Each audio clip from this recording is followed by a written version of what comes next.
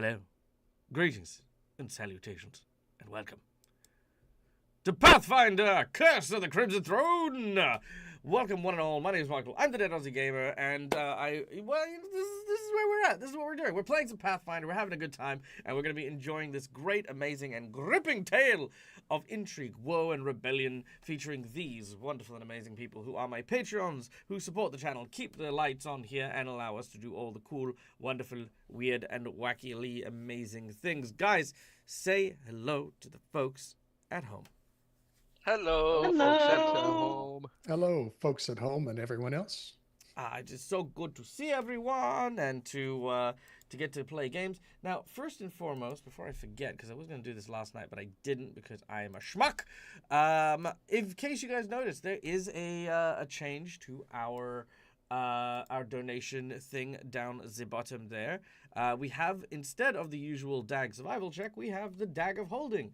More on that in just a minute, but don't let it lie to you, because I'm actually changing the way that we do the DAG of holding. Because we're going to be doing the DAG of holding for 1 week, and I thought if we're going to do it for 1 week, right, I want to give every table a chance to acquire it, and I thought maybe perhaps I've set the bar a little too high on that one. So I'm going to bippity boppity boop that. Boom. Oh, wait, hold on. That's not. Oh, that's it. Yeah, cool. Sweet. Boom. There it is. Okay. Now, first and foremost, guys, what we are doing here is we are playing a tabletop role-playing game, a game in which my players take on the role of heroes within a story as I, the narrator or storyteller, guide them through the adventure, playing out the roles of the obstacles, the challenges, as well as the friends that they make along the way as we tell this gripping tale together as fellow storytellers. There are dice rolls, there are rules, there's a whole bunch of stuff. Fundamentally, we love Pathfinder here. We enjoy it very, very much. So if anyone has any desires to learn Pathfinder, you are more than welcome to ask, and we are more than happy to oblige and tell you all the cool things about the system and how to play and all things like that. Or, hey, maybe you're new to the show and you don't know what the hell's going on. Why is there a giant fox person there? Ask away. We will be more than happy to help fill things in. Now, before we begin, we have some people to thank. First of all, we have our lovely and amazing sponsors who support the channel, allow us to keep the lights on, and do the cool thing where they make us they don't sue us for using all their stuff. So we start with none other than Hero Forge for the wonderful, incredible art you see on screen here. All my players who are not on camera presently use Hero Forge tokens as character representatives for their various characters. So yeah, there they are. We then have, of course, Sirenscape for the beautiful sound effects you'll hear throughout the course of today's session.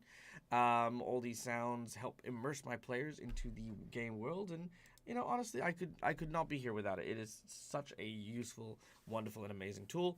Can highly, highly, highly recommend.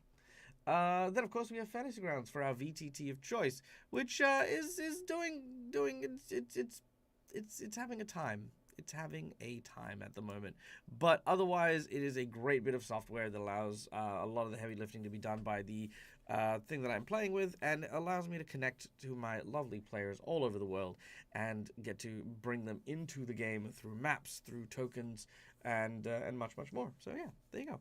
Fantasy Grounds. All right, we then have, of course, the most important factor in our game, and that is the heroes of the quest. To that, I'm going to quickly go and get myself a beverage, but in the meantime, turn it over to my players to tell you about themselves and the characters that they are playing, starting with Marcus the Storyteller playing Udok. Yes, hi. I am Marcus the Storyteller, and I am playing Unok, the Orc Dragon Slayer Barbarian. He started out in Belkson, joined the party after one of their friends died, and has since been almost eaten and crushed by both Dante and Ro, and has almost kicked Ray in the face. So far, the only person that he hasn't gotten into a conflict with was Agnes. Yet. And let's keep it that way, because she's kind of the kind of the glue of the party right now. And I will pass it on to Agnes. Hello, yes, I'm Laura Bones and I play Agnes.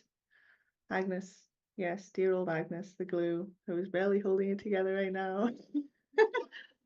She's come back from her adventures, hoping to come back home to a nice warm welcome. Her daughter's been kidnapped, her home's been trashed, and the first person she might have thought she could love since her husband died is possibly lying at the bottom of the lake dead. So, you know, we'll see. Hey, Laura. Yeah. Some people might call that a sticky situation. Because you're the glue of the group. Dear. Laura, it's because you're the glue of the group. This is the sound of me walking home. Agnes just quits the party right then. Yeah, straight away, just out.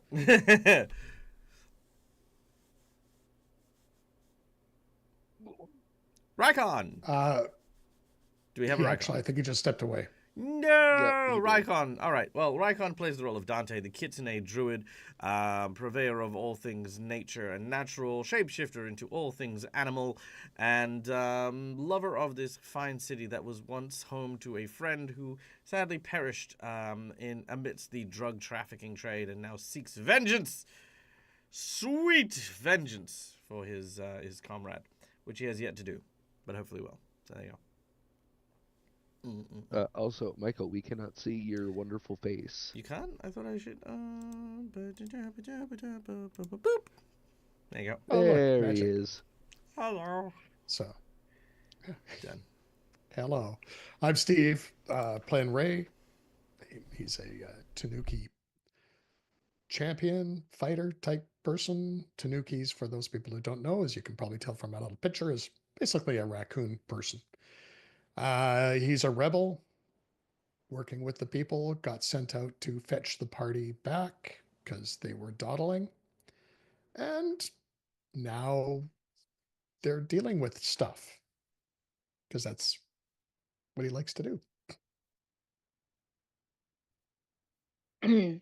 Hello, everyone. I am Cass, and I am playing Alizaro, the awakened secretary bird swashbuckler who is currently just trying to figure out where she fits in. Is she more human?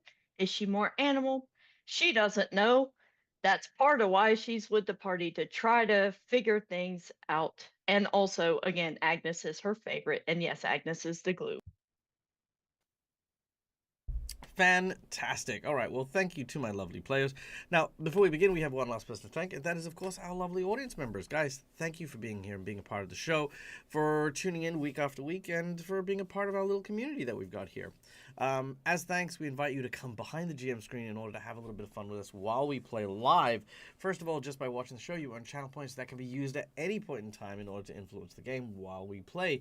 Inspiration, insight bonuses, wandering monsters, wandering bosses, divine intervention, and much, much more are at your fingertips, and you can use them at any point in time. But for those of you who have disposable income that want to help out the channel a little bit more, as well as have a little bit of extra, more tangible fun, we have some monetary donations there that can be used to influence the game. First of all, we have our $5 donation, which can go towards these red marks for my players or purple marks for me. Red marks are hero points that can be used to stave off death, petition the DM for nonsense that isn't in the rules, or roll with advantage. Purple marks, which are the ones I use, can counteract hero points, make bad guys roll with advantage, or complicate things ever so slightly. These are jinx points. For $10, I will draw from one of the two decks I have in front of me. The first deck is a deck of heroic actions, which provides my player with a unique free action power that they can utilize or used as a hero point. So you get to pick a player and they get one of these special powers. Alternatively, you can use $10 the way that our friend Schooly Eye has and donate for a plot twist, where I draw from this deck of random plot twists and then implement the plot twist amidst the game. It keeps me on my toes as a storyteller, helps me with my improv skills, and that kind of sort of thing as well. So there you go. Then we have our $20 donation, which is, of course, the coveted golden natural 20, which is a critical success, or it should be just, it's a big win. It's like an auto hit kind of thing, almost for most things that happen right now, because sometimes you just need that win. So yeah, natural 20. $50 is a boss buff, increasing the difficulty of a challenge by a huge margin. Which of course is it's kind of like one of those things. If it's just like, it's like, yeah, okay, cool, everything's going fine. I think we can kind of pull through, and then suddenly, boom, boss buff, Godzilla shows up, brah, yeah, it's a huge change, that kind of thing. Or alternatively, if you like my group, you can use $50 to give them a magic item of your choosing.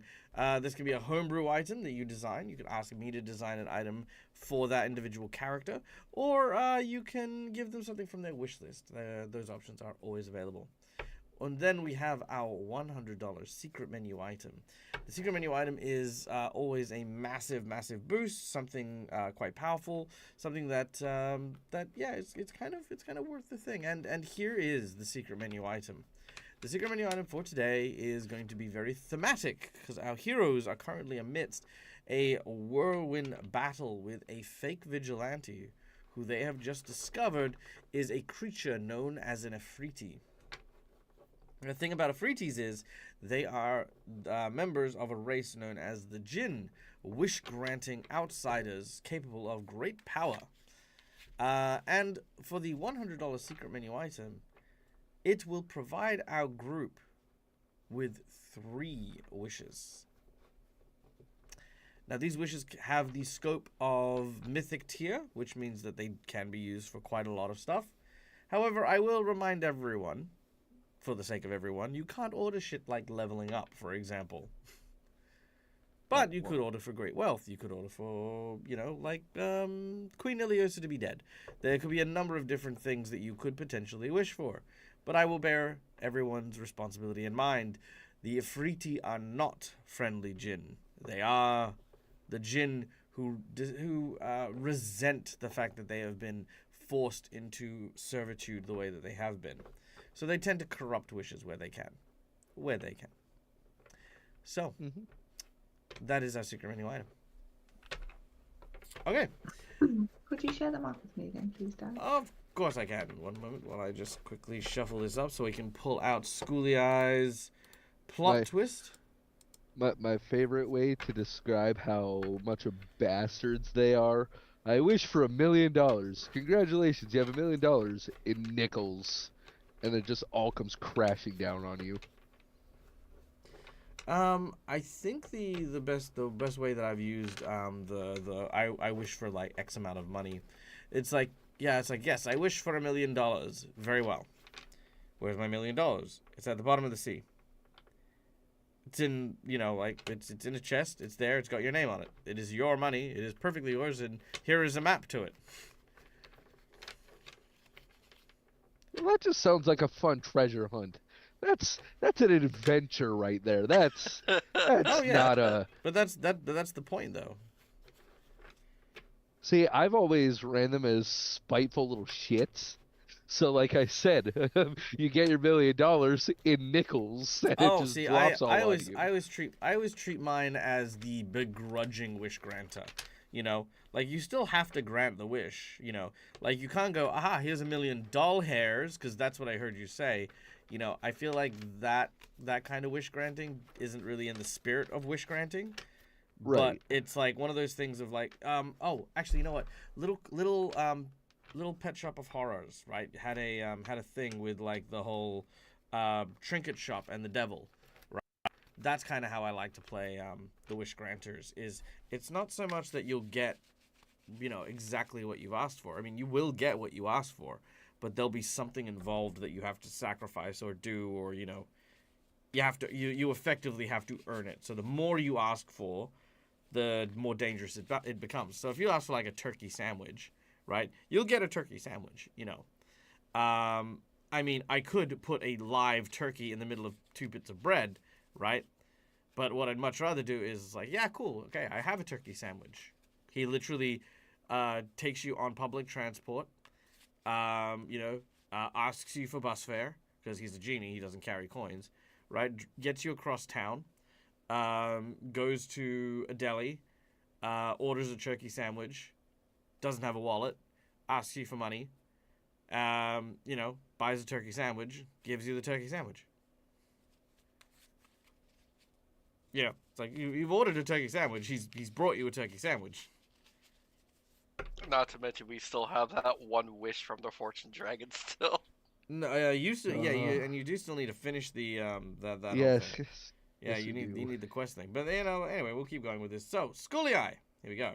Badum. Ooh, okay, interesting. The plot twist card is Schadenfreude. Schadenfreude. That's a spell too. Bless you.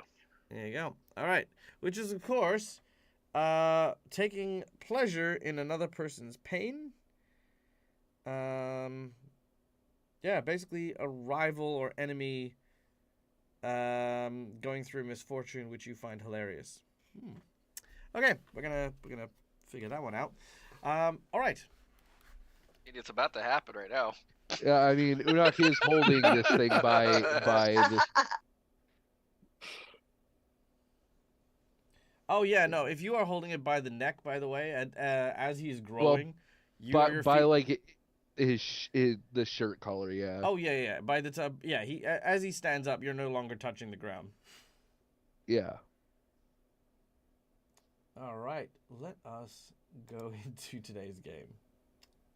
This is gonna be fun. Okay. All right. So, without any further ado,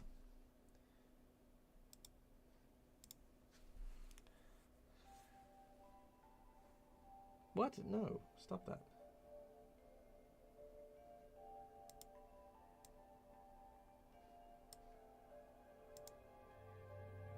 Ah, much better. Okay. When last we left our epic heroes, the journey has been long and hard, fraught with dangers and perils of great size and danger. Our heroes are a group of rebels, fighting against none other than the dreaded Queen Iliosa, who, in the short time of her reign, has plunged the city of Corvosa into turmoil, terror, and despair. With plagues, armored soldiers, the dissolving of the city guard, as well as their heroes, the Sable Company Marines, Corvosa has all but lost hope, save for a few stalwart individuals who remain hidden beneath the graveyard, attacking soldiers and trying to maintain the city's order as best they can amidst the chaos. Our heroes have returned to the city that they once knew and loved, to find it very changed. Armed now with Cerethriel? No. Yep. Yep. That's what it was. A blade used to slay the dragon known as Kazavron, whomst they believe is the one influencing Queen Iliosa. Our heroes now poise themselves to end this hostile and tyrannical rule once and for all. The first task in bringing down the Queen is to deal with these false rebels. A rebellion led by a vigilante known as Trefasia or something like that? Yes, Trefasia, has been extorting the people and has been little more than a thug, running around with people with the intention of doing nothing more than to bring suffering and misery to others. Our heroes have managed to trap Trefasia and his men during a extortion racket in the marketplace. But upon confrontation, we have two scenarios. The first of which is Trevasia's men are chasing after two rebels, whom you both know, some of you know as the two city guards that you had allied with, who worked for the apothecary that your group actually owns.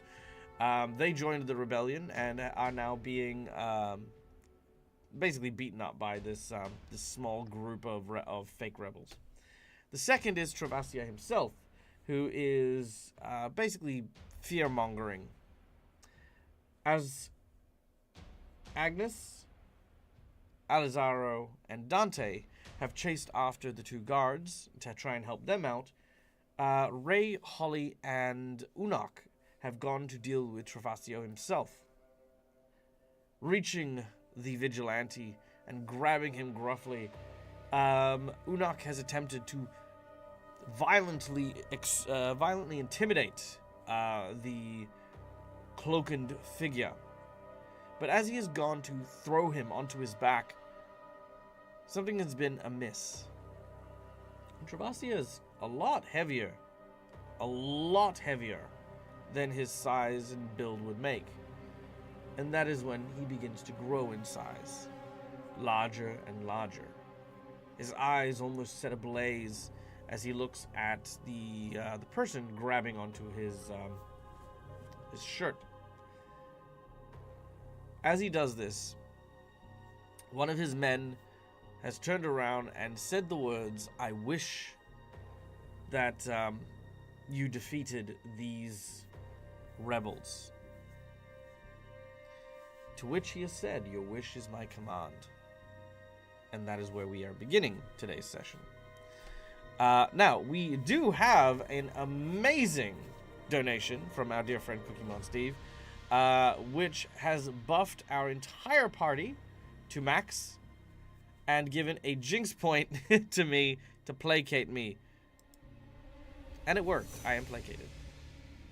Alright. Let's see.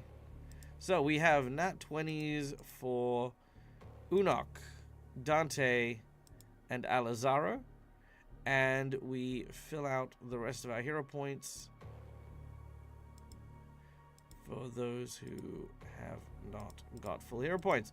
So there we go. We have a full contingent of resources for today's game, thanks to our dear friend Cookie Steve. Did I get everything? Yep. I think so. Yeah. Cool. Looks right. Easy done. All right. And we also have the Dag of Holding. Now, as mentioned, the Dag of Holding is a... sorry, actually, let me do this before I forget. So that has hit...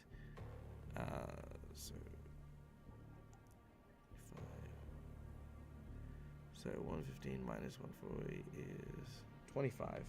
So 125. Okay, cool. Sorry, 1 second, because we need to reset that for the next group. I will start the game, I promise. At some point. It's my fault for distracting you. Sorry. No, it's fine. These are important too, because these are all part of the adventure as well. So, meanwhile, while I'm getting this sorted out, the Dag of Holding. Now, whenever we hit the $150 mark for the Dag of Holding, what I will do is I will effectively drop an item for my players that is something from my homebrew games or from my house games. Things that are my story as a DM and as a player that have significant meaning and provide a little bit of a boost or a boon to my players as well. Okay, so let me get into the next one here. There we go.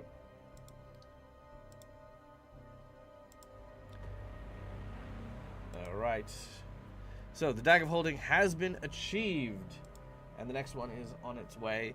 Now, the Dag of Holding item for our group today is going to be an item from a later game, actually. This will be from one of the first evil characters that I ever played. A character who has featured in quite a few of my games. A Plague Doctor, actually, which is why this is very, very suitable for the session here. Now, what you will find is a remedy, a curse, and a healing potion, all mixed into one. as it was Cookymon who has been very, very generous at this point with all of the donations, I feel like this is fair to have Ray be the one to notice this. Ray,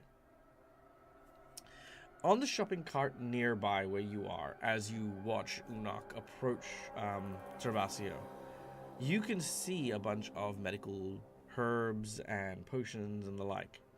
Now, traditionally, you would never think to steal from someone who works in the shops and stuff like that. However, there is something here. There is a free samples bag with what looks to have 3 very, very bright green, almost neon green potions that happen to be in it. These potions have the following effects. First of all, they will reduce your hit points to 0. Secondly, you will die. And thirdly, for 24 hours, you will become a member of the undead with no means of dying short of dismemberment. But even then, those pieces individually will remain together. After the 24-hour period, you will be restored back to whatever hit points you were when you drank the potion. However, if you are missing pieces,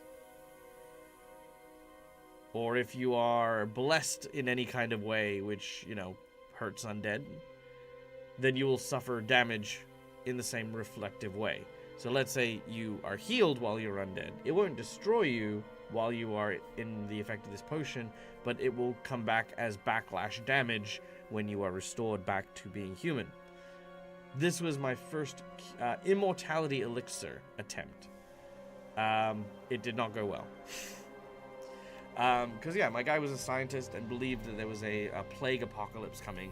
So to inoculate everyone for 24 hours, he designed a potion that basically gave you false undeath for 24 hours. And that's what this potion is. So you have... And there's 3 of them. 3 doses. There are 3 doses of this. And yes, it was... these potions here actually do have like a Grundy's Apothecary label written on it. It does say things like... It doesn't tell you precisely what it does, but it also says 24-hour immortality elixir. Warning, may contain side effects. They usually do. Okay. Yeah. So, I see the free samples. I'm sort of paying attention, so I'm going to take the little bag of 3 samples and stuff it into my bag of holding. Done and done. All right. And again, thank you to everyone who donated to contribute to the Dag of Holding.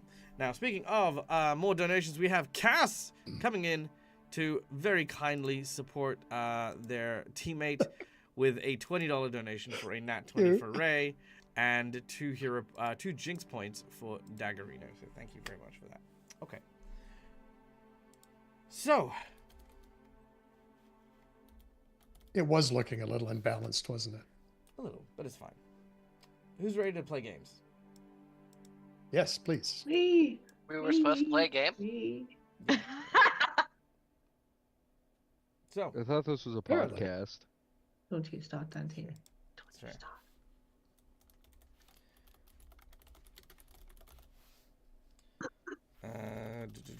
All right. So. Oh, actually, I wonder if. What's his name? Trifacia. No. Nope, that's fine. I thought I would check.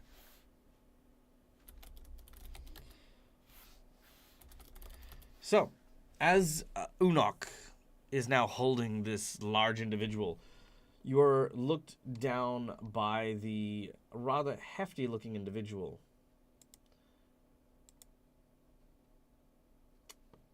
What is going across Unok's mind as this happens? As he grows, and Unok realizes he's kind of hanging off the ground now. He goes, oh shit, And lets lets goes and falls. All right.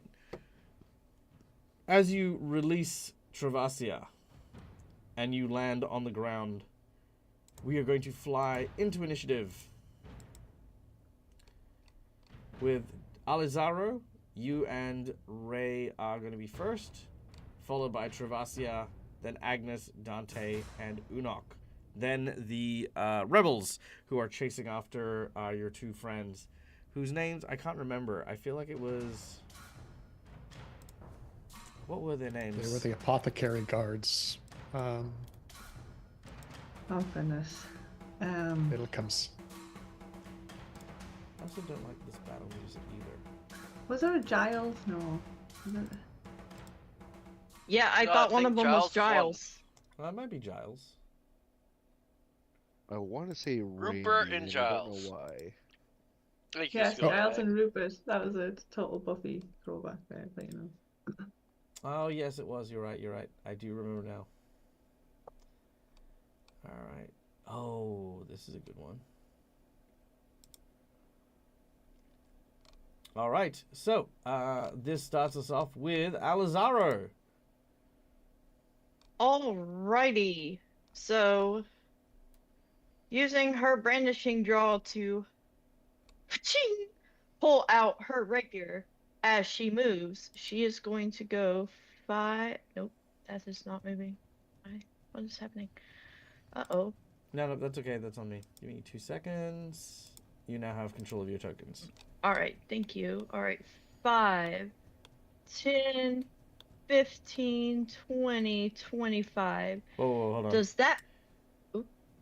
I'm counting 35. 35? Oh, I went diagonal. Okay, shoot. Okay, let me go back. No, that's okay. We can adjust where you're trying to get to. I am trying to get in range of the squadron, and I miscalculated. Okay, so that'll be a double move to get there. Okay. So double move to get there, and then can I use my last action to attempt a stibbity stab? So you're running up to a Since bunch I- of people, not announcing yourself, no motivation, no nothing, just No, skewer okay. some guy in the back you've never met before. Fuck you, random citizen! You never met the apothecary guys either. Ah! No. Agnes's face says exactly that as Alzaro peels past her with her rapier. Agnes is just like, "Why?" Oh my god, she just killed a guy! Okay. She just How straight up unexpected- murdered that dude Yeah. for no reason. How unexpectedly violent! Holy shit! Are we sure she's a Oh secretary wait, no, I've bird got and it. not a I get it. vulture? I get it. Okay, Alizaro, you gain the achievement Gone Postal. Well done. You've finally had enough.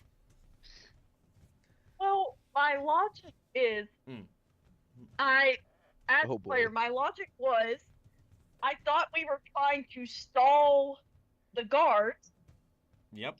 stall the squadron to help the other two that are hauling ass.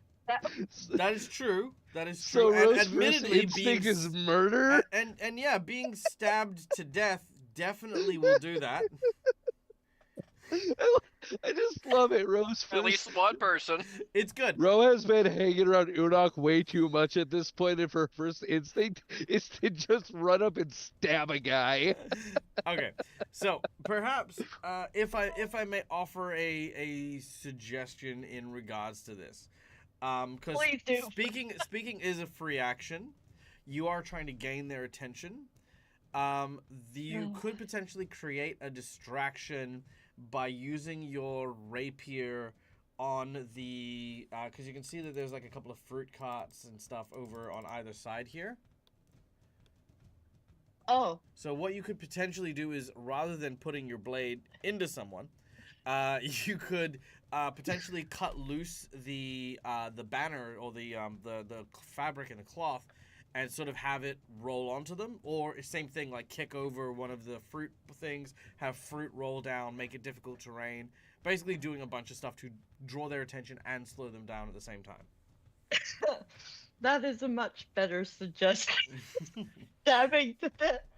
And by the way, Oh. that is a quintessential, and I mean this not in a bad way. This is a quintessential player mentality, which is fine. You know, it's where we get to that point of like that player efficiency, because that's it. You're in a fight, you need to reduce their hit points to win. That's the general logic. However, in this particular case, do not forget the rebels, quote unquote, here are still just people. The reason why they're a troop in Pathfinder is because there's so many of them that have so little hit points. If you kill them, if you destroy this troop, you've killed like 50 people. Jesus. Probably not Okay. 50, but you know what I mean. Like a significant group of individuals. This is a troop of people who are very outmatched by you guys. All right. So, in that being that that's the case, given where she is, the impulse to stab will go through her head for a second. Then she's gonna rein it in.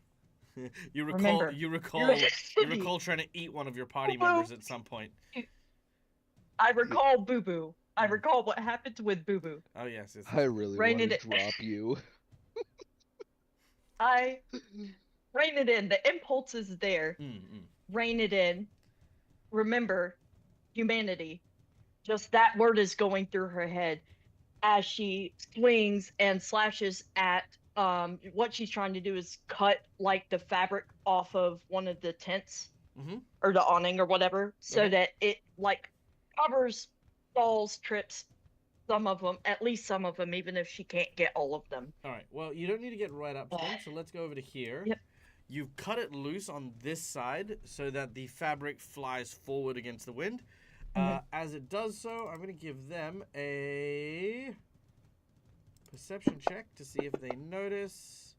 They do notice. They're going to try and get out of the way, but they do not. They are entangled by your it's too large. Go there. So they are entangled by your by the fabric and are basically just they need to get out of it. They need to spend an action to tear it off before they can move on. So well done.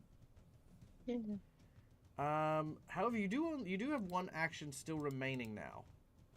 So because you've only made one move action, then the attack, you can do something flashy, use your saber to like stab an apple and just be like, haha, and gain a panache.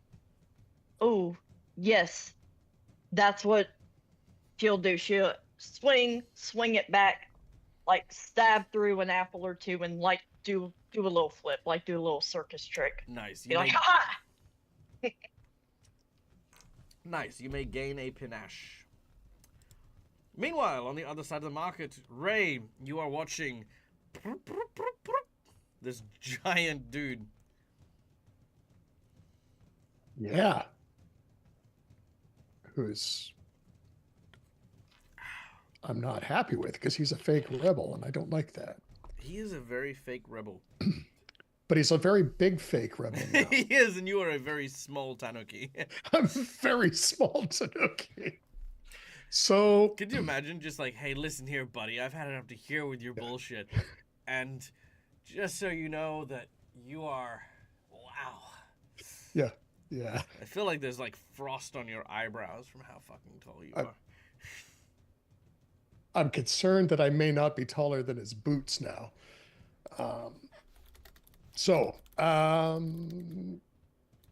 Just for confirmation, Unok is attempting to restrain him, Unok not the other way around. Unok. Oh, you just dropped. You let him go. Yeah, Okay. he let go and he's kind of shaking his hands because they were just red hot after grabbing onto this guy. So he's like, how hot. Okay. So how far away are we here? Just a second. And Unok will have we'll tell Ray, careful, I think this guy's in a freebie. Oh, hot. Did you make the check for that? Yes, I was the only one who was successful on it. Sweet, sweet. And for our lovely Okay. audience members, an Afriti is a fire genie, one of the violent ones. I say Okay. violent ones. That's painting a book, by itself. Aggressive. They are very disdainful, by nature. Yeah. The actual I story don't was that believe- they were actually royalty. So in the genie culture, like a lot of the genies that get indentured to servitude, they like the air ones are like free spirits, the water ones are guardians and stuff like that. But these dudes actually lived in paradise as like kings and queens and tyrants and stuff. And when they got bound, they're like just angry about that because they had all their shit stolen Excuse from me. them. So yeah. Okay. Hmm. The first thing that I'm going to do is I'm going to yell at him because I'm not happy. Mm-hmm. And it's like, so, foul-faced rebel, how dare you take our noble cause? I wish that you would just go home and leave us. That is not on purpose. That was just a flat-out accidental thing. Okay, I dig that. Let me double check something real quick. Because I realized as I was halfway through saying it, that it was like, shit, I shouldn't. No. Because you remember. So you don't necessarily know, but I know that Unok knows that in order to grant wishes, you have to possess the lamp. Ah, okay, fine. But the question is who has the lamp? So just give me two The random seconds. guards. Probably the guard who made the wish. The guy I was gonna stab, maybe. Well, no, because it was somebody who was closer. I think there's more people that are supposed to be on the map than we're seeing. No, there is someone who is hidden in the map among the crowd. Because you did hear the voice, but you didn't see where it came from. Right. Occur anywhere. Encounter begins. A dozen of rebels. Yada yada. Doing the thing.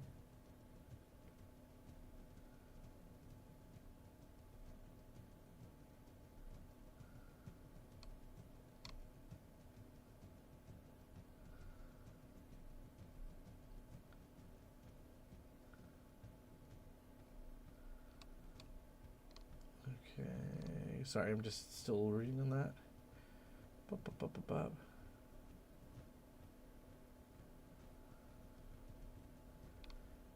Aha, okay, cool. Yeah, okay. So the only way to stop him is to make a wish, is if you have his lamp. Okay. So far, I'm just telling him I want him to leave. Okay. Unfortunately, that will have no effect, but it will take an action as it is inciting a reaction. But Okay. he will look to you and he'll say, "Huh, you are sorely mistaken. Heroes of yesterday know me and know me well. I am Trefasia. If you have not heard of me, then no matter, for I am the true hero of the people of Corvosa. For I defend the loyal citizens of our beloved queen instead of fomenting chaos in the streets, as you and your ilk do. You can see, with the exception of a few clouds of filthy rebels, Corvosa is now at peace, and soon prosperity and happiness will smile once again over our city. I dare say that the harmony first began to return not long after you had vanished from these streets, and judging by the nature of the divine retribution you will be visited upon, I would say that even the gods agree. We do not want further trouble in our town, but since you have come here, clearly seeking to disrupt the tranquility in my fair city, then it looks as though it would fall upon me to stop you."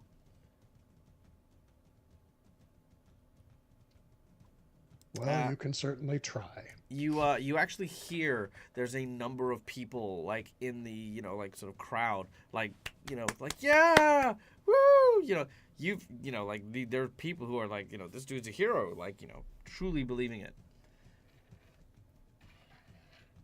Okay. Mm. Well, he doesn't want to leave, so I am going to hit him with my Sunblade. All right. Well, I'm going to try. All right, you move up. And he does not have attacks of opportunity, so he does not get a free attack against you. Actually, Sunblade is a ranged attack. I've got up to 60 feet. Pardon? It's a focus spell. Oh, I thought you meant an actual weapon. Oh, sorry. No. Sorry, my apologies. No, carry on. You may cast your spell, and I can continue to pretend like I know what I'm doing. That's okay. I think I have to drop this guy. To be fair, you know what you're doing more than others. Thank you. Yes. And it misses. All right. As a large blade of light flies outwards. I'm going to hero point that, if I may. Oh, you may absolutely hero point it. I'm not even going to stop you. It's probably because it's impossible for me to hit this guy. But I'm going to try anyways. Believing. Hold on to the feeling. All right, there you go. Nice. As you cast your spell, the blade of light slices through the red cape and strikes him for, if you want to drop your damage on him. Yes. Well, okay. So I've got a couple of questions. Yes. Number one, is he evil? Is he evil? Yes. Okay, so I get to drop technically all speaking, kinds of... technically speaking, there is no alignment anymore. True. But it's according to the spell, it still says it's positive. Like if the target is evil, the additional good damage and fire damage and positive damage. So I think I get him with all three of them. I'm not sure exactly how to So read instead this, of positive damage, it would be vitality damage. Okay, well that's the spell should I'm just reading. Yeah, off that's is what because I've it's got. not updated yet. Yeah, that's okay. Okay. It might be fine. one of the spells that didn't get updated or didn't carry through. What was it? Sorry. Yeah. Apologies to audience. We will just be. Yeah. It's okay. Give me 2 seconds. It's a focus. Archives of Level 2 Mephis. focus. Wait, you're using a champion, right? Yes, I am. Are you using the updated 2nd edition champion, or are you using the old one? I believe I'm using the updated 2nd, but it's a Lost Omens character guide item. It's an item? Well, it's from the Lost Omens character guide. I said, yeah. Okay, so Sunblade is still legacy content. It has not been updated with the remaster yet. Okay, so are you talking about a feat, or It's a focus spell. Yeah. From one of my feats. Yeah, it's a 2-action focus spell, with a range of 60 feet, like you said. It is legacy content, so there's no update for it. Okay, so that's fine. So the way it would translate is it would do fire and it would do vitality damage.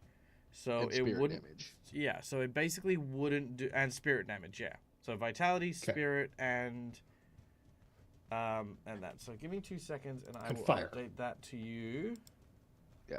So the good damage would become spirit, and then the positive would become vitality. Okay, cool. Okay, Thank you. Second. There was a couple things that I had to do for Alexander that never got updated that had to be, and I think I had to do that with Merc too at some point. Okay, there we go. Fair enough. Okay. All right, I get to drop all. Yes, I see that. So I get to drop all 3 of these on him, right? 1 second. You only get the vitality damage if the target is undead. Okay, yeah. So you don't get the vitality damage. Okay, so I get fire and spirit. And if you're both evil and undead. Yeah, so undead does the vitality, so you're not going to get that. And then evil gets spirit, which you will get that. So it'll get the spirit damage and the fire damage. Okay. Cool. So We got it. There comes Are the we also there comes the in an spirit area damage. of bright natural sunlight? Yes. Okay, so then his damage Oh. dies would go from D4s to D6s. Oh, What type of damage was this one? The fire? that was fire damage. Cool. You deal no fire damage. Yeah. Okay. Higher. So Yeah, it's actually too fires- surprising. no, it's not terribly surprising, but you know. Okay, so do I just for the And then you want to drop the spirit damage. the spirit damage, but I don't have a D6 version of it. Oh, or is that only for the Let's see. of each damage die by 1 step? So just drop 6 D6s on them. No, we can fix that. Okay. Yeah, you would just have to add a new damage thing to it. Oh, later. a second one. Yep. I see. Yeah. Boom. There you go. Done. Oh wait, that's vitality. And Yep.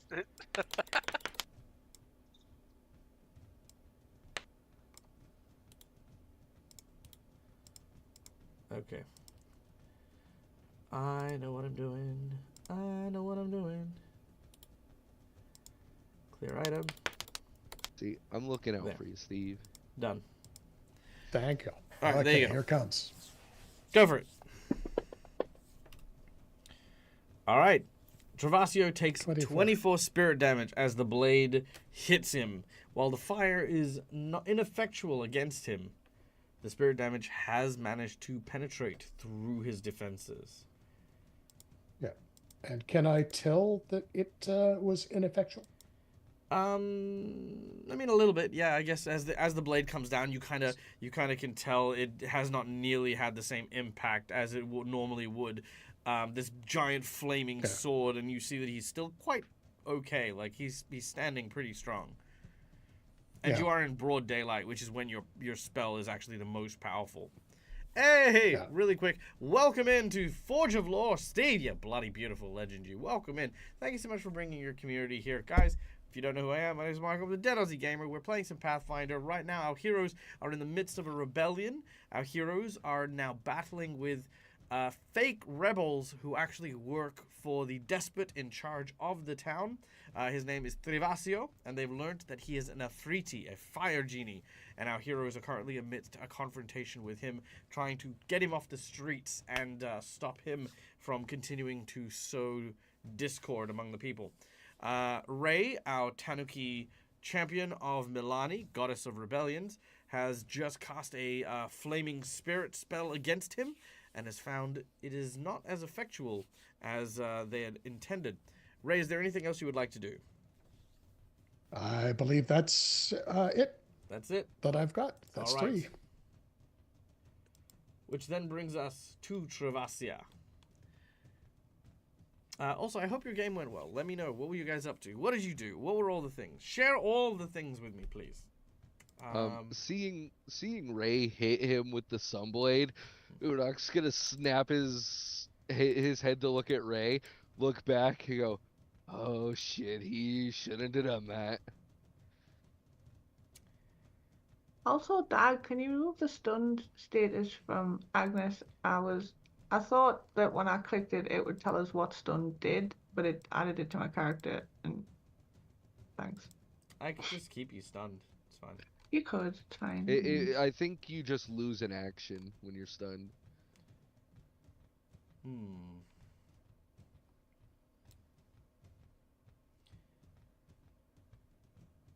You shouldn't have done that, Ray. I can fight dragons, but I don't think we could take this guy on.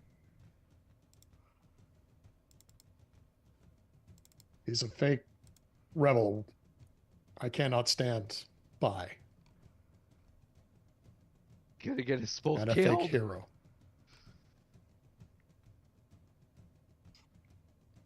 When Milani wants me, she will take me. I may be a god, but I don't know how far my power goes yet. Oh, okay. I almost forgot about that. Oh, damn. Do you Okay. have your pipe handy? All right. It's somewhere. So, you watch as the giant hooded figure spins around and does a roundhouse kick to Unok. Unok, what is your fortitude plus 10? That would be 37. Okay, that's not a terrible thing to roll. All right, 45. He roundhouse kicks you backwards. And as he does, you watch as he places his hands together.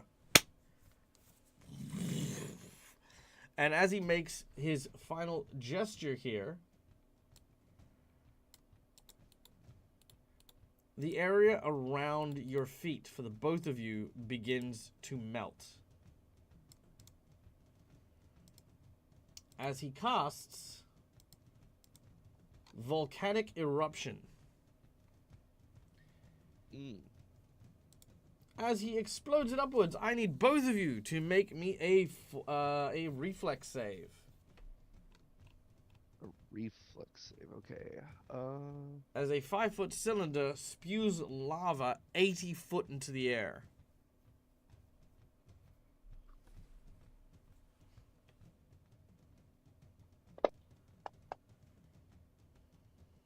That's a 41. That's pretty good.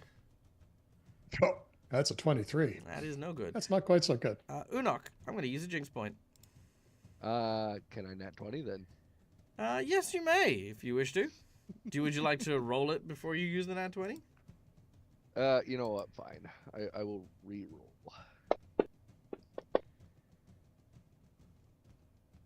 you want to use the nat 20? You know what? No, I'll hold off. Okay. I'm feeling mildly confident with a 39. All right. Okay. Well, you do manage to make the DC. However, Ray, you are not so fortunate. Yeah. Okay. I was thinking a hero point, but I don't think I'm going to be able to do it anyway. So.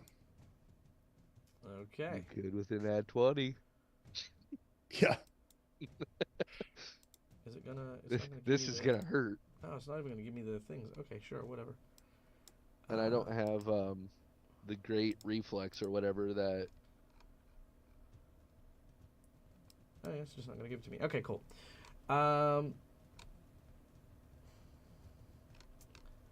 So let's see.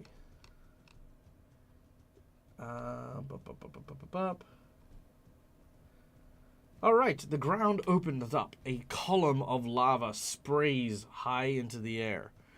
Unok, you managed to dodge to the side ever so slightly. You are still rained upon for half damage, but you otherwise are not. You are otherwise not affected by the rest of the spell. Though the area around you becomes encased in these lava globules and begins to rapidly cool, you got a negative 10 foot to your movement speed and clumsy 1. Which will also happen to Ray when they come down. Meanwhile, launched into the air, 6, 7, 8, 9, 10, 11, 12, 13, 14.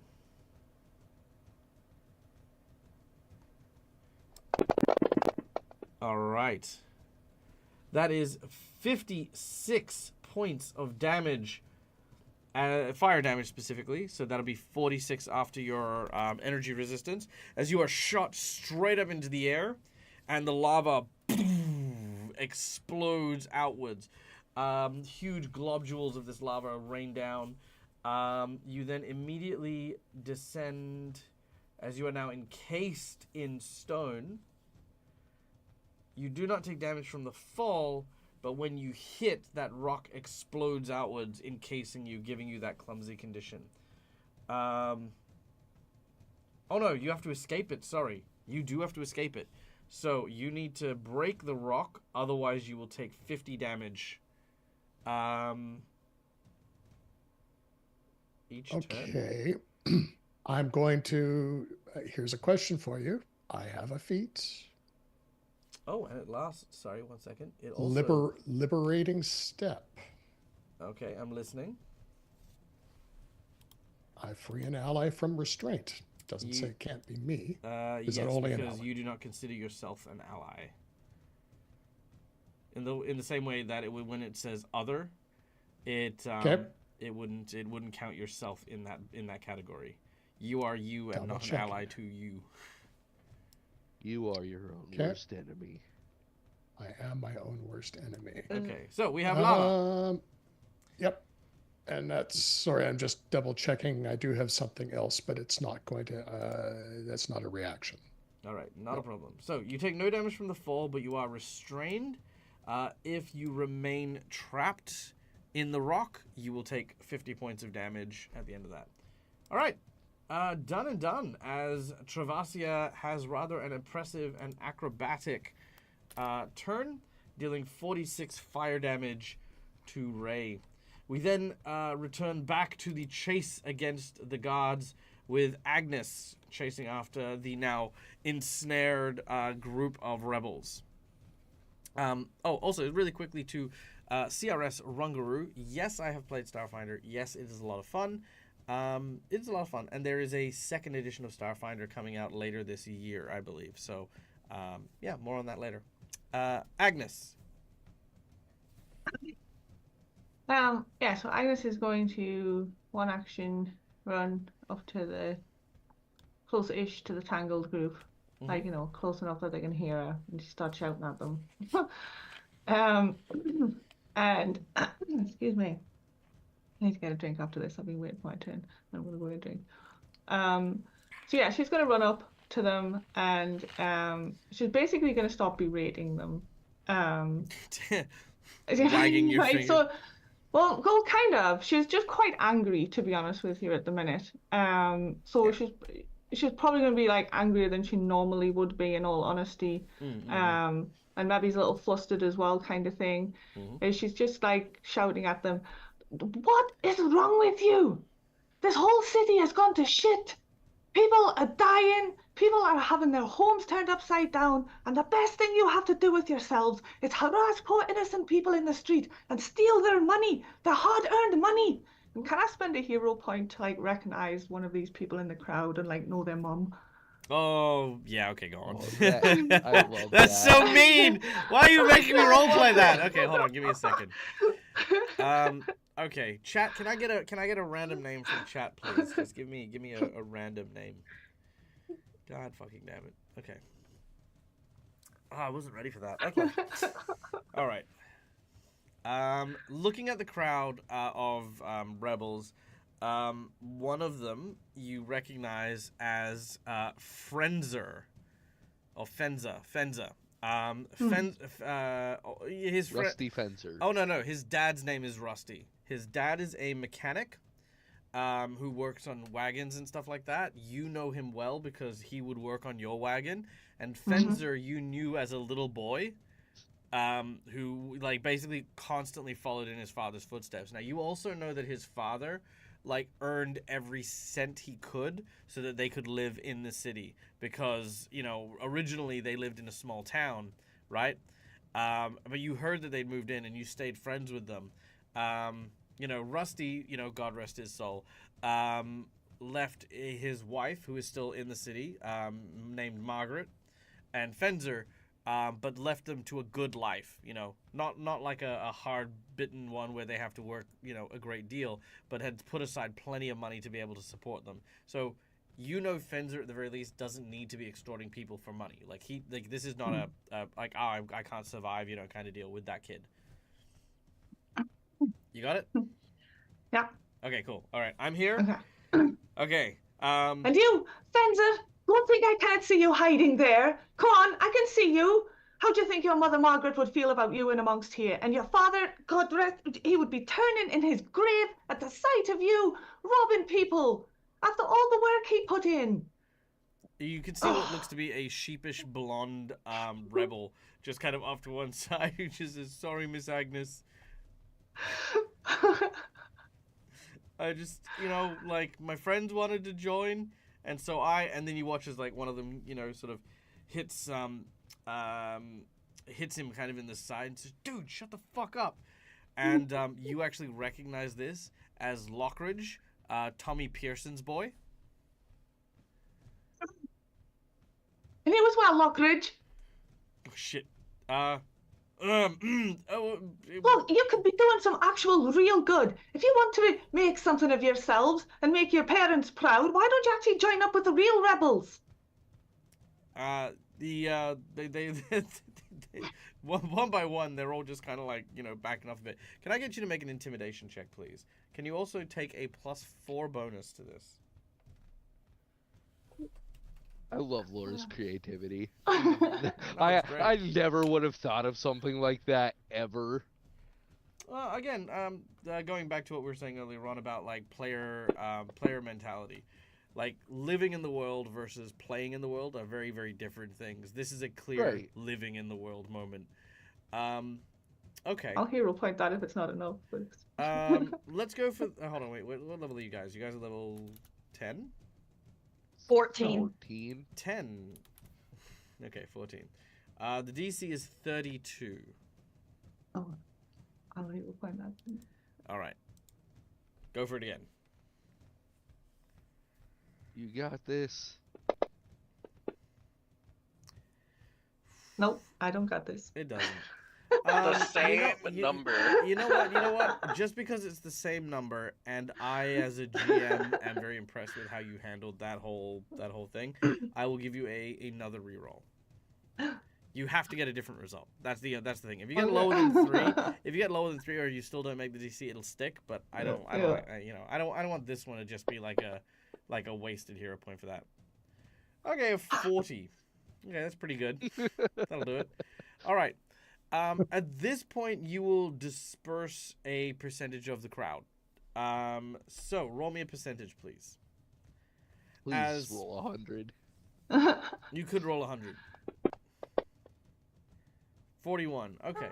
So over. I'll take about halfish. Yeah. So let's see. Yada yada yada. So over half of the rebels here part ways and sort of like leave. They just straight up leave. The others have been greatly demoralized, but then they turn around and they say, "But we've been doing such good work with Travasia. We've been bringing peace back to the city. It's you and yours who started all of this. I remember the time that they attacked a Sable Company Marine in his own home. Yeah, I remember that too." Agnes wasn't there for that. I remember you, Dante. Agnes is like, what? Isn't that Fox person the guy that was traveling with those terrorists who started harassing Sable Company Marines? Shame on you. They're veterans. I thought Dante was disguised. Yeah, I'm still human. Oh, well, forget what I said. Fuck, you guys. No, they're mad at Ro because she kept delivering the wrong packages. Oh wait, yeah, hold on. Weren't you responsible for like that warehouse fire in the in Midtown? Did they just accuse Ro of delivering a bomb in the mail? No, Agnes. No, Agnes. When we got Bruce introduced. Actually, I was a victim. Okay, fair. I honestly got nothing. You guys have done nothing but help the city, and these guys are just like, you know what? Roll me a diplomacy here. So if you can make the diplomacy, that'll disperse the rest of these guys, because they have no leg to stand on here. They think they're doing good, and then they've been told that you guys are bad, but then they haven't been told why you guys are bad. I like. I'm destined for 29. It's just You are for my destined for day. 29. 29 is the thing. Okay. So these guys, they're not violent towards you guys, but they're basically, saying, like, hey, you should be the one to like go home and back off the streets, and you know. Are Rupert and Giles like using this opportunity to keep running, or have Oh, they been absolutely. done At and end of stuck the round, around? they're Okay. gonna be booking it. Good. Oh, actually, maybe. All right. Oh, we'll come back to that. We'll come back to the Rupert and Okay. Giles. I need to get a drink though. Yeah, so go get a drink. I'm done You're with up my next. turn.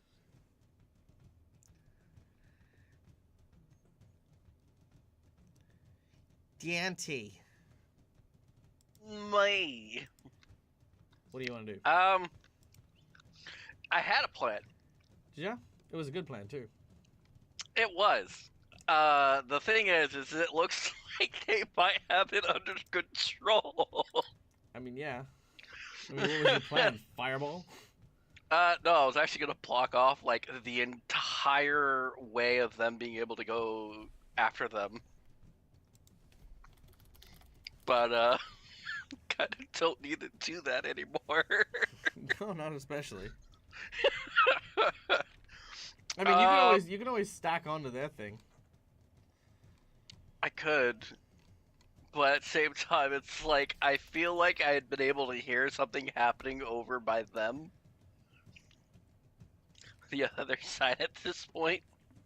Sorry, did you say you think you can hear something from them? Dude, there is an 80-foot tall volcanic eruption coming from their direction. Exactly. You can't not see that. I'm fairly sure that the people in Belkson can see what's just happened. I guarantee you, one of the orcs is like, "What the fuck is Unak doing now?" Norline, what the hell kind of are they getting into? He's going to. The Shawanti are gathered around, going, "I wonder how the others are doing. Yes, perhaps they have gotten the sword and brought it back to the city." Boom. Yep, they are back in the city, all right.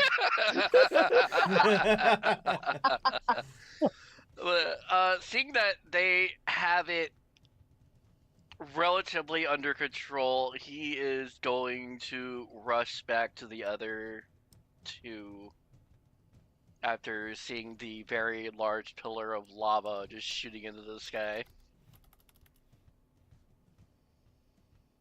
All right.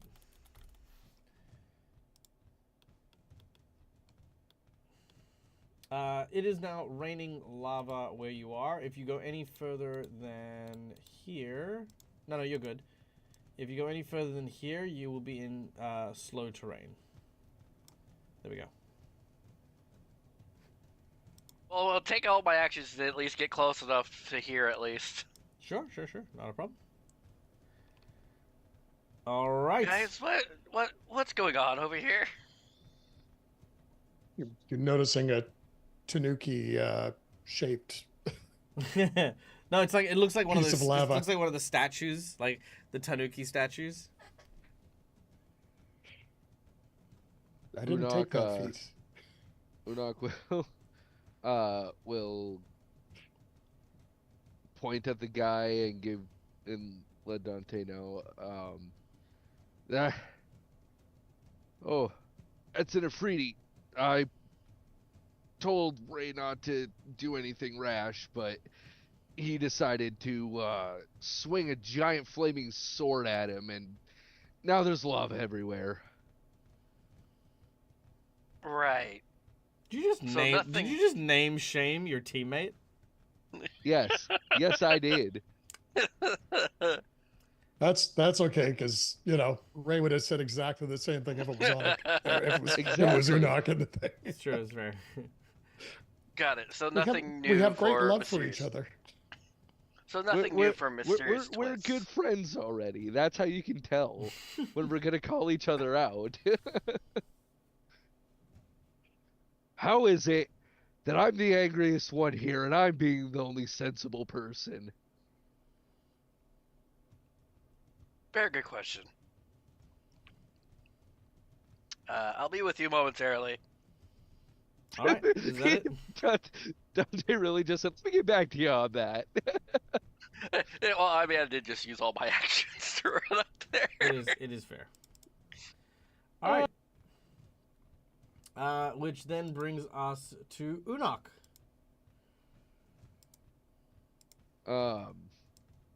So is it like when it's raining lava, if I stay in this circle, will it keep damaging me, or is it just like rough terrain, basically? Just the rough terrain. Okay. And I did hear the person make the wish, correct? Yes. All right. Can I try to spot the person? Yes. Make a perception check. Alrighty.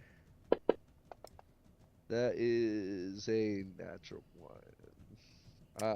You spot a cat. I want a hero point it. Sure. Make a hero. Make another check, and I will take your hero point.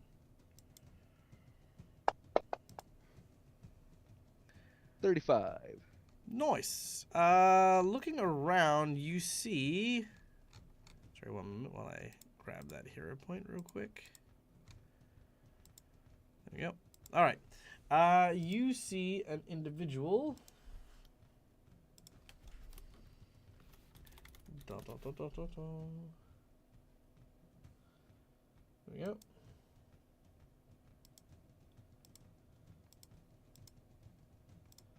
You see an individual over here.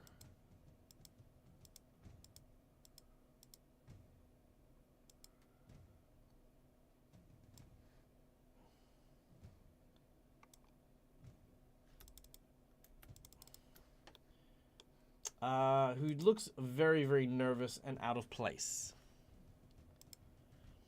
All right. Unok's gonna kind of point at him and yell, "Hey, call him off. We just wanted to talk, damn it."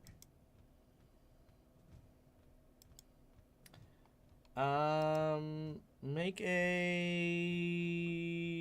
diplomacy check. Oh, Yeah, make a diplomacy check. Like how you were very uncertain at first. Yeah. Could I use his nervousness against him and do intimidation instead? No, he's not afraid of you.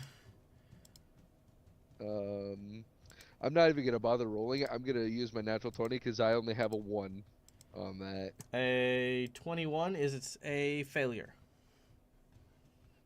Even though it's a nat 20. Mm-hmm.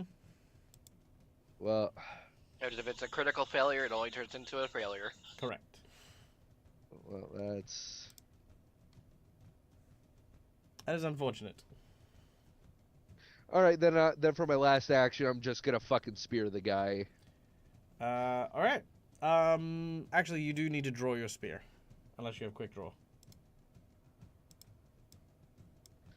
All right, for my last action, I'm gonna do absolutely nothing. Do you want to draw your spear at least so you can do it next time?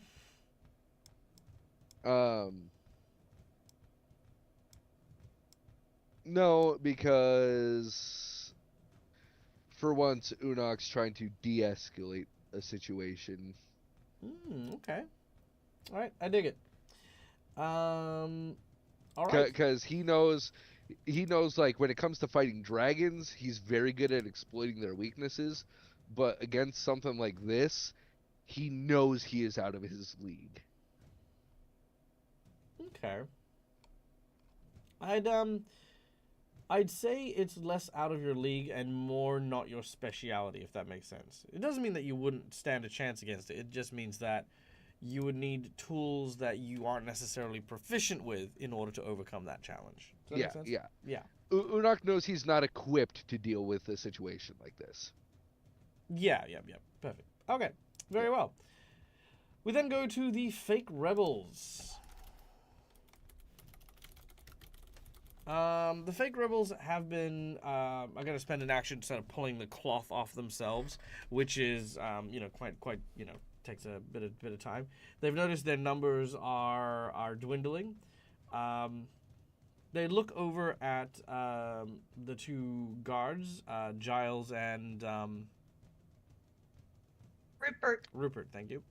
And they they say, you know what, they'd probably make us like real soldiers or something if we managed to capture these guys. Hey, yeah, maybe they will. All right. Hey, hey, old lady.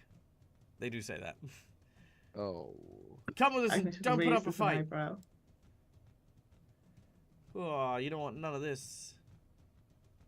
Agnes just raises an eyebrow, folds her arms, and goes, "No." Oh, go on.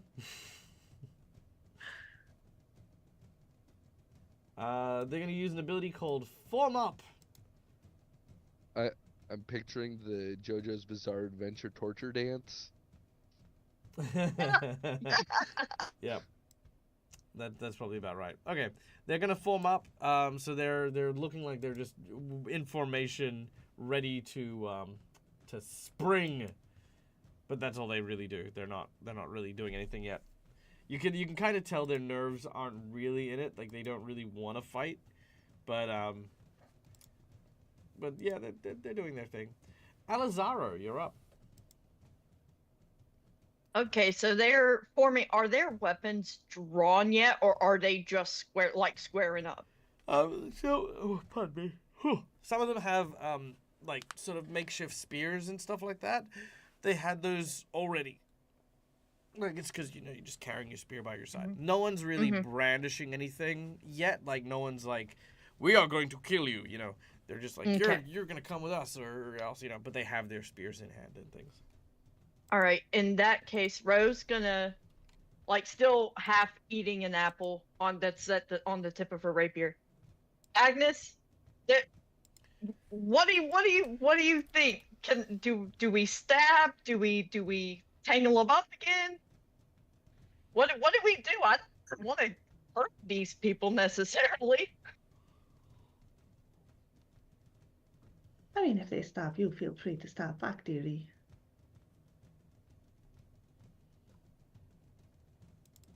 Okay. Is there? They just detangled themselves from the cloth. In that case, is there one at the very front? Is there one standing out, or are they all kind of huddled? They're all kind of huddled. Okay, is there a chance I could use my rapier and kind of use my 1 point of panache to try to trip one of them up? Not hurt them, just use the edge to throw them and see if I can knock one of them over. You sure you want to go with one of them? If I can do a tripping sweep, that would be great. If I could use my continuous flare to just kind of footsha. So here's my thought. I will take a hero point for this, but as you remember, the fabric was still attached on this side and this side as you clipped the top half to cause the entanglement. What you could potentially do is grab this end and basically drag it that way. And in doing so, sweep, because it's now on the floor and some of them have trod on it, you're basically ripping the carpet from under them. Yes, then I would like to do that. Okay, I will just trip them up.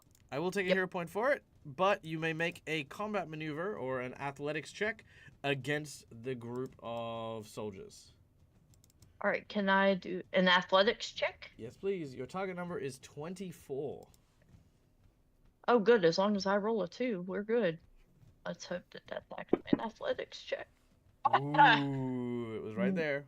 Wait, no, yeah, no, that's fine. That'll still work. Ignore the thing. It's still got my thing okay. Set. It's fine. All right, 24. You knock the crowd prone. Roll me a percentage.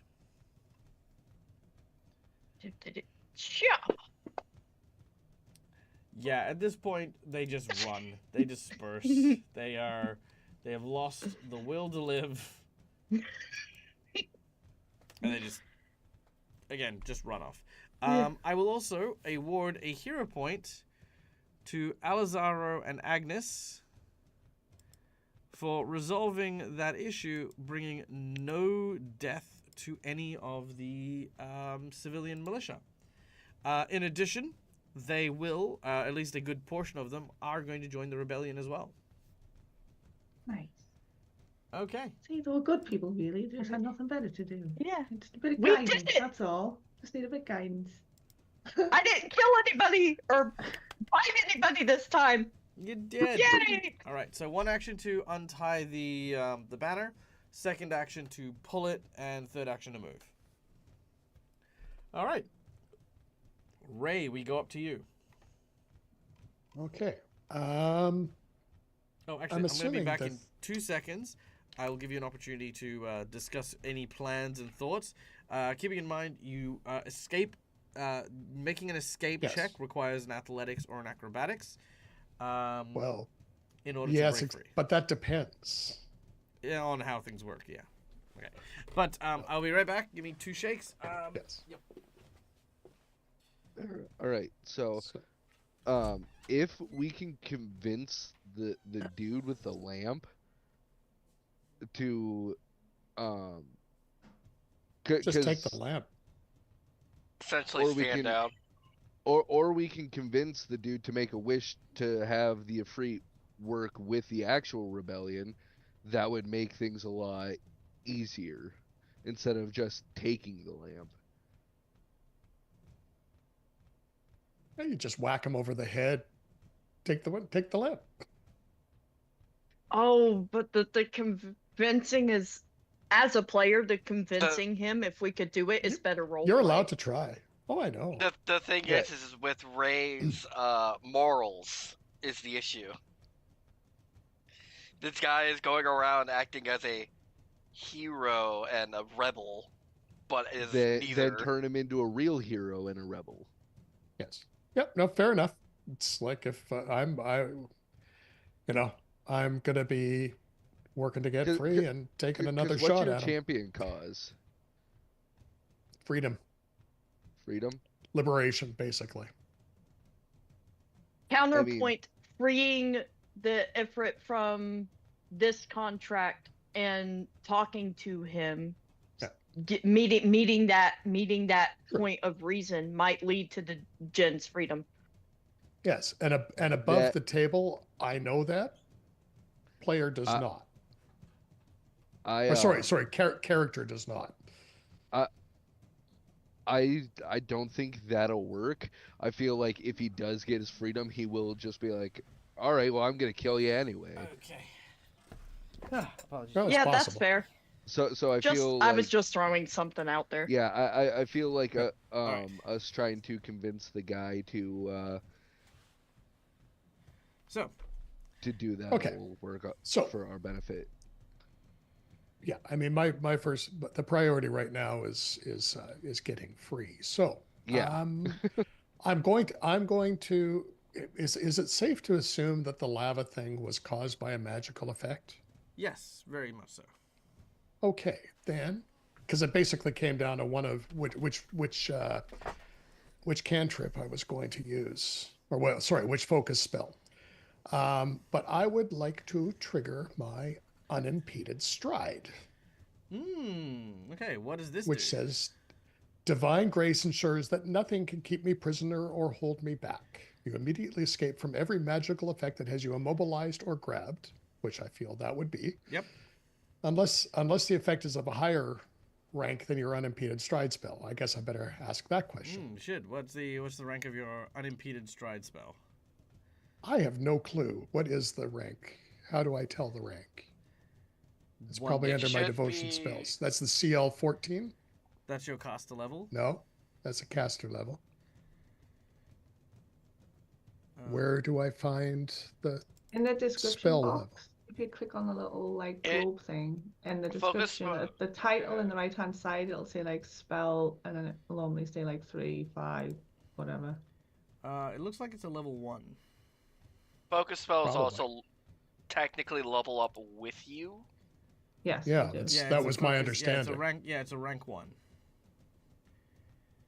So it's a rank 1, but but it's But it'll auto heighten generally, if depending It on your doesn't. class. No, yeah, but it doesn't have a heightened thing. So what it means is Oh. yeah. So what it means is that it is still a rank 1 ability. But that makes no sense because that's not gonna help anything. Yeah, exactly. That's sort of Unimpeded stride.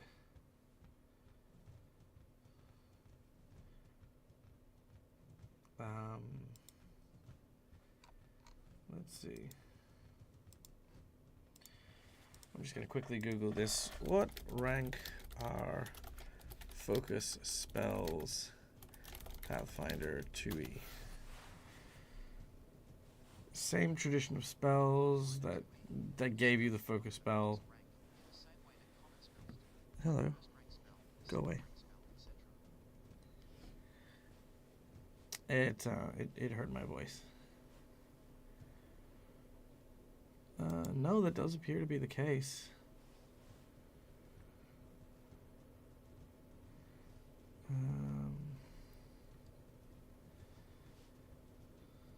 They're heightened just like cantrips.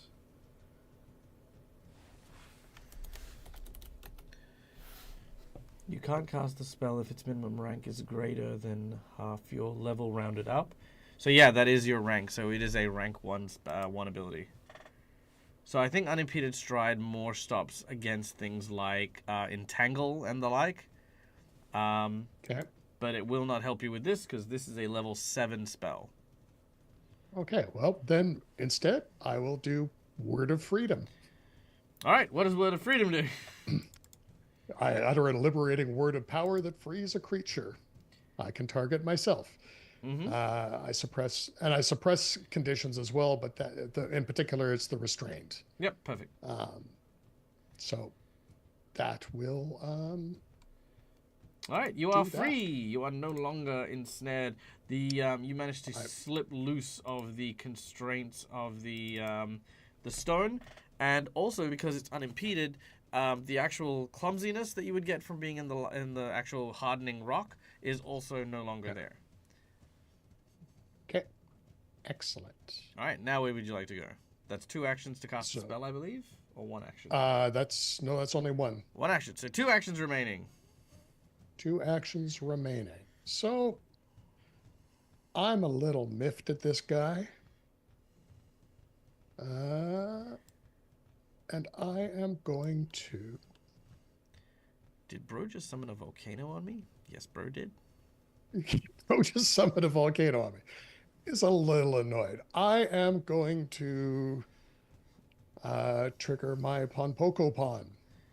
Ponpokopon! All right, what does that do? Oh, I beat my stomach. Okay. Very vigorously, and it does sonic damage. What is it? It is... What does he need? Needs a fort save. All right. Can you drop the fort save on him? That's a damn good question. Sorry. Where is fort save? That would be...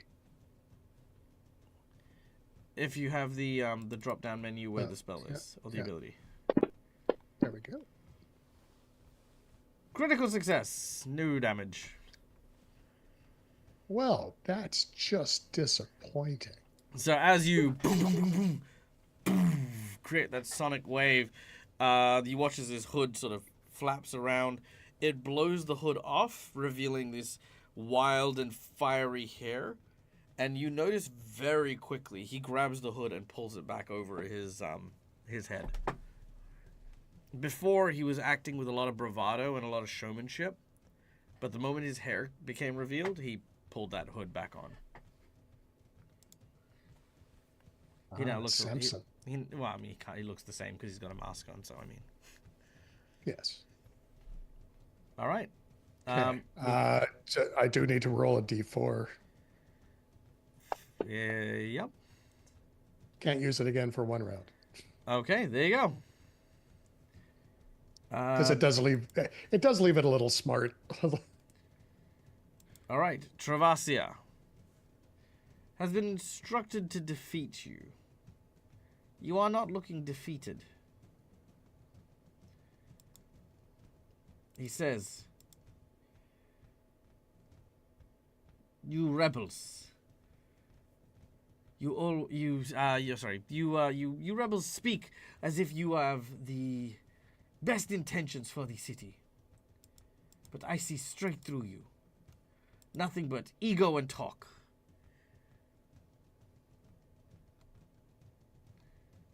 And I will use Fireball." Oh.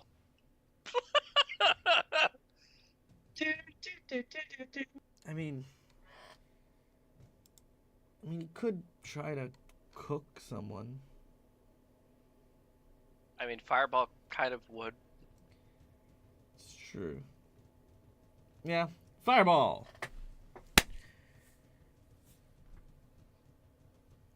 Reflex save from Unok, Ray, and Dante.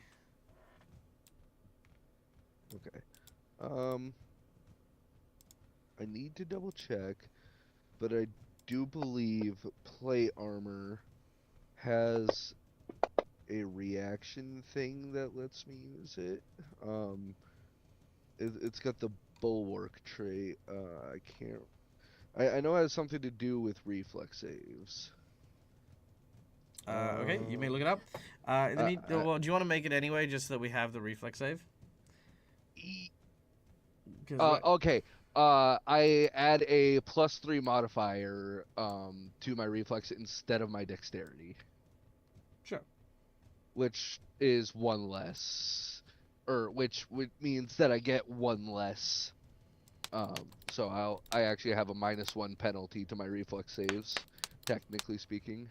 Okay, then apply it and let's carry on. Yep. 33. That is not enough, I'm afraid, but not a just a regular fail. Okay.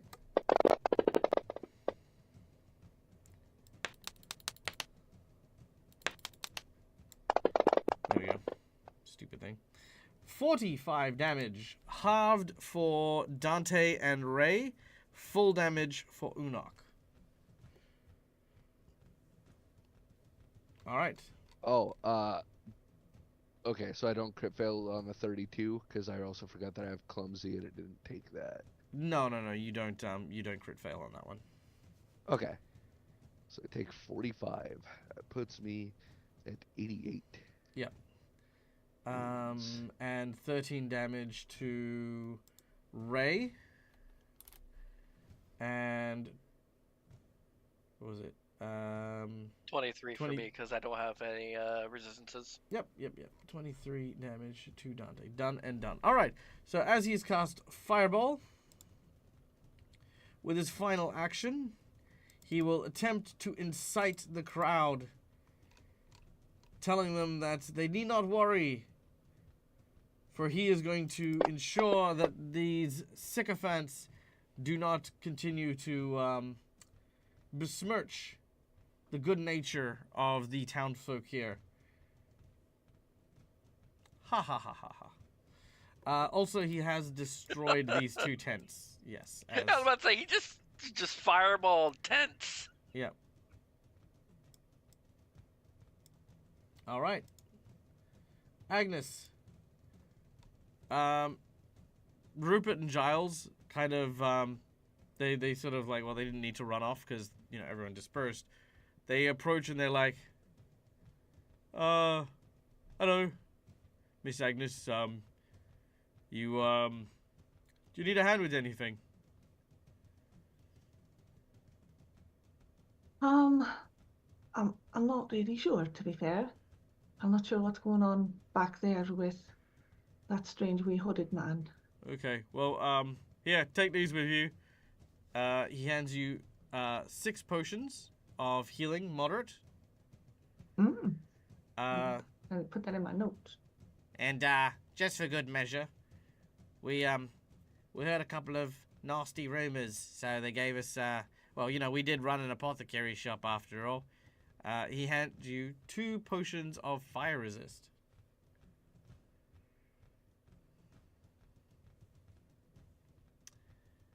That's fire resist 10. All right. Well, we're gonna go do some paperwork. Yep, paperwork. Nice, safe paperwork. Yes, and you do that, and it's nice to see that you're both safe, and well, that you're doing the right thing. The Rupert sort of like kind of like looks really proud of himself, whereas Giles sort of says, okay, let's not get all emotional. Plenty of time for that later. All right, good luck. And they're gonna run off. Oh, bless them. This music's good. All right. You've got your turn, Agnes. What do you want to do?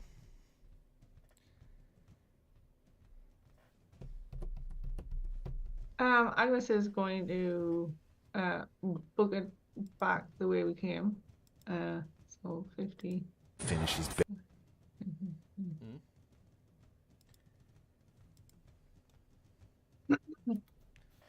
Yeah, so she's gonna like book it up to here just to and peek around the corner. Well, peek around the corner, see what's going on. And as you can see, Dante. There's a tent on fire. Oh, is a tent next to you on fire? Right. Okay. I was gonna run it behind you, but now I'm not. But we'll have fire for 4 years. So.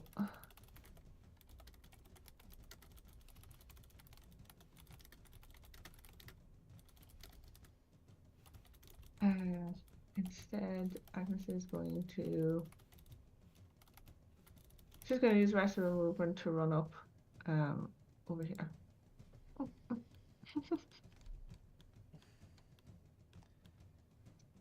Right. So she's going to use all of her movement speed to run up and just get a bit of a vantage point to see exactly what's going on down here. All right, done and done. You can see quite clearly fire and destruction everywhere. Oh, things went differently up this side, I see. All right. Dante, you're up next. Yep. He is going to pull out the wand of create water and use a charge to use the wand to create water to put out the fire next to him, so it doesn't spread to the rest of it. Ooh, very nice. Make a diplomacy check as you begin to spray water on the tents.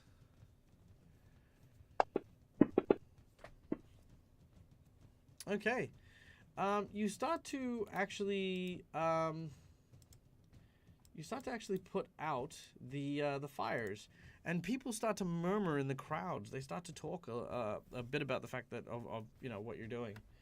You can see that there's a certain level of disgruntledness that some of the shopkeepers have about the fight, and they're kind of like looking at you quite favorably. You say you want to help the people, yet you're destroying their livelihoods. Shut up, your face.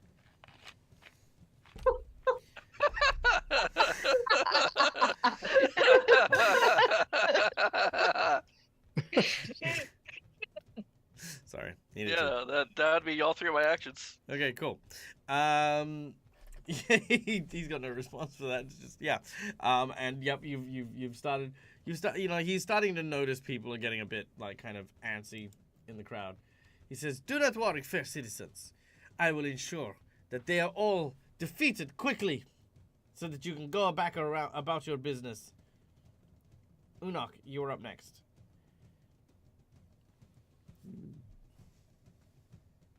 Okay. Not that it'll be like a super good check, but again, don't want to escalate the situation too much.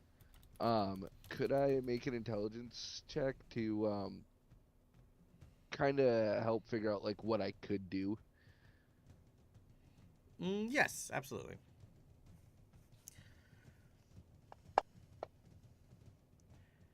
Nice. All right, with a 20. You gather that everything that's happened so far, the fact that he's being very flamboyant, the fact that he is concealing his identity, you've noticed very much so that this, whatever's happening right now, is not about a test of strength. It is building popularity. He is here keeping the peace, and then you guys show up as rebels. Now a fight is ensuing, and he is doing a lot of blaming on you guys as to being responsible for why things are happening here. Seeing Dante, sort of putting out the fires and throwing it back on him, as well as the hood blowing backwards and him having to pull it back, you realize he is pretending to be a champion of the people, but he is the furthest thing from people. He is a genie. He's literally a outsider by nature who is a fire elemental, and worst of all, a royal fire elemental as well. What you should do with your intelligence is, if the people are looking for a champion to stand up for the common folk, there is a common folk right here who worships a god associated with rebels.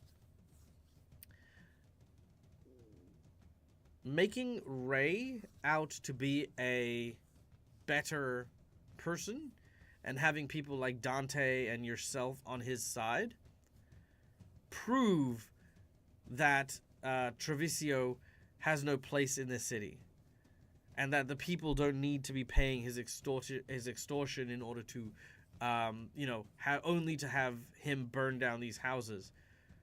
The reason being is you don't care about people because he's not people. You know what I mean? So that's kind of the angle you can take.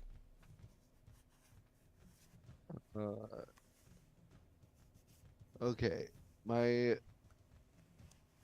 biggest problem is that is diplomacy stuff, and I am If you awful role play with it, the numbers will balance out.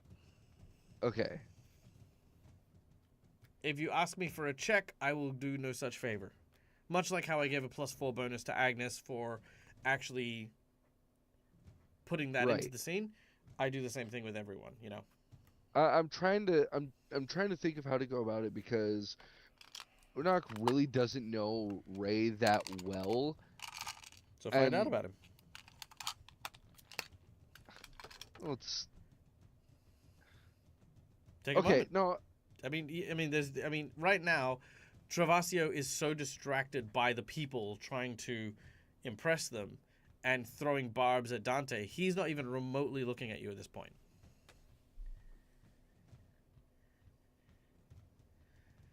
Okay. Unoc's gonna kind of like softly shuffle over to Ray, like keeping his back to Ray to like not make it seem super obvious. Mm-hmm. So like he's taking a step back, and just, hey, Ray, a little help here. Give me something that you do for the people. Well, let me think. I'm so angry that this person who stands against everything that I stand for, of, liberty and the freedom and actually letting the people make their own way, which is my entire life. This is just, I'm having a very hard time thinking clearly. So I'm sorry, but no, that gives you plenty. So just off that with Unoc, you can pick up that he believes in the freedom of Corrosa. He knows that freedom should be something that everyone has, not because they have to pay for it, not because they have to earn it, but because it is their right. And Ray is willing to fight for that right. Right. Okay. Unoc is then going to take a deep breath and kind of, how do I word this without sounding dumb myself?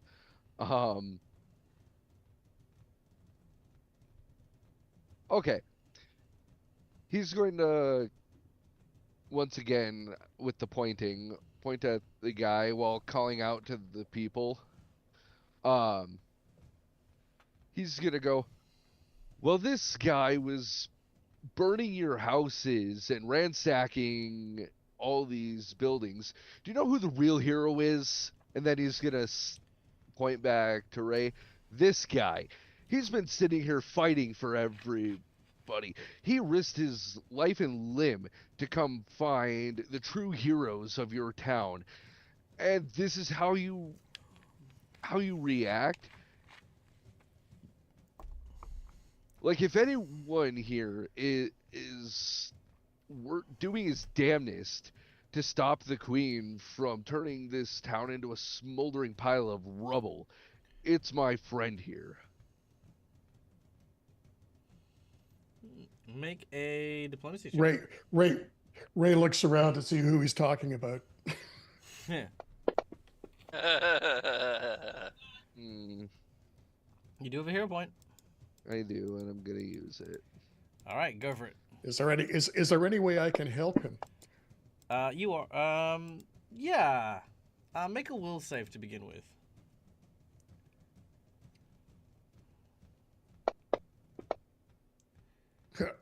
Okay, no, that's fine. So your anger slowly subsides hearing the words that Unok is using. You take a moment and realize that anger, fear, hatred, these are the emotions that start a rebellion the wrong way. Because you should feel that anger, but it should be directed towards the right people. This individual makes you angry for personal reasons, but not for the reasons you know this rebellion needs. Instead of being this person to tear someone down, you see Unok trying to lift you up, and you realize the importance of that moment. You take out your shield of the Martyr Shield, which has the insignia of Milani on it, something that is very well recognized. And as this happens, you will provide a bonus. Make a diplomacy check.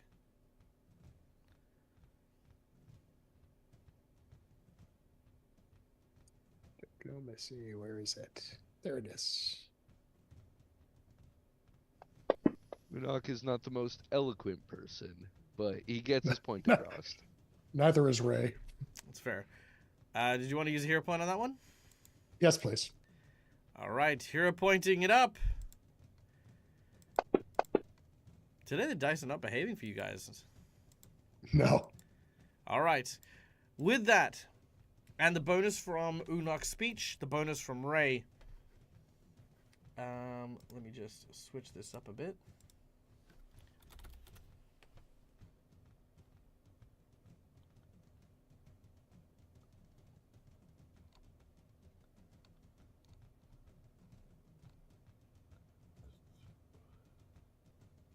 Okay, I think this is it.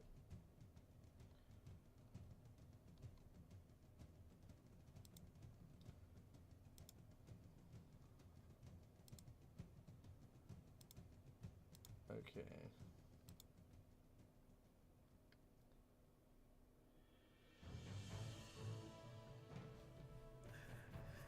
As Unok raises his voice, the crowd begins to kind of gather around a little bit closer. Ray, you at your size, and I hope you don't mind me taking some liberty with this, managed to climb onto the back of Unok while he's talking. Unok's big shoulder pads giving you plenty of place to stand as you raise the symbol of the rebellion high in the sky, the shield of Milani. Seeing Ray and Unok gives this wave of inspiration around, and they begin. There's a lot of chatter. A huge amount of people are starting to talk about, why should only be a few that fight for this? Maybe we should all be fighting. Maybe we should all be chipping in. What can we do? How can we help?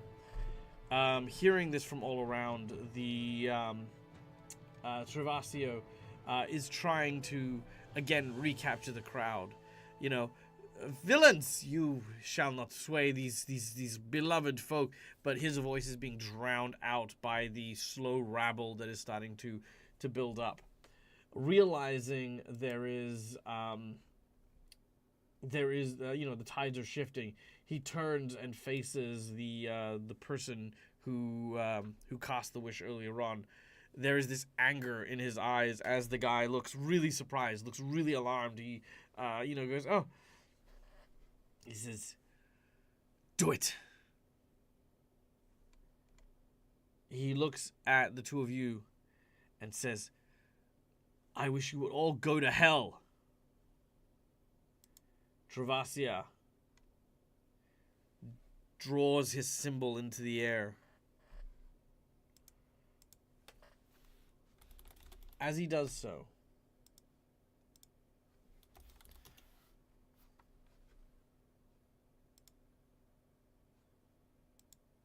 a portal appears beneath your feet.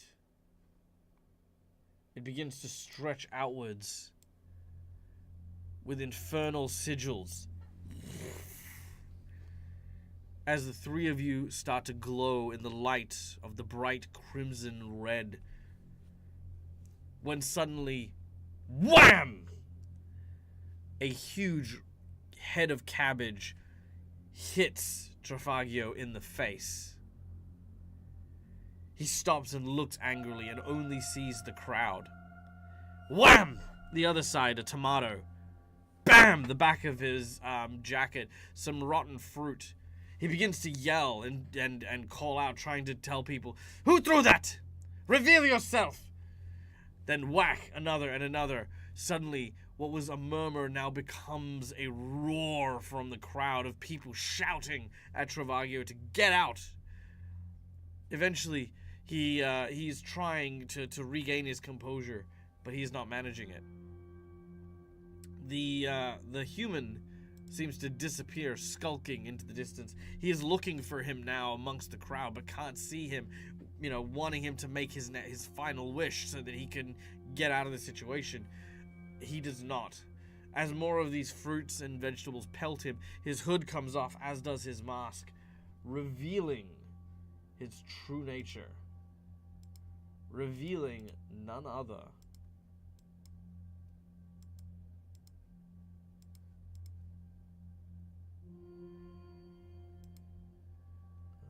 than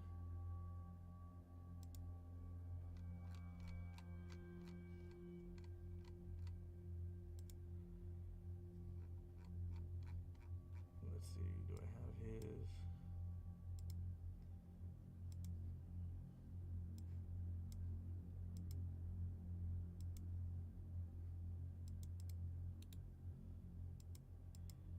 Revealing a horned red demon-like creature. The crowd gasps, frozen. He looks around. He looks at you. He says, ha! No matter. My task is done for now.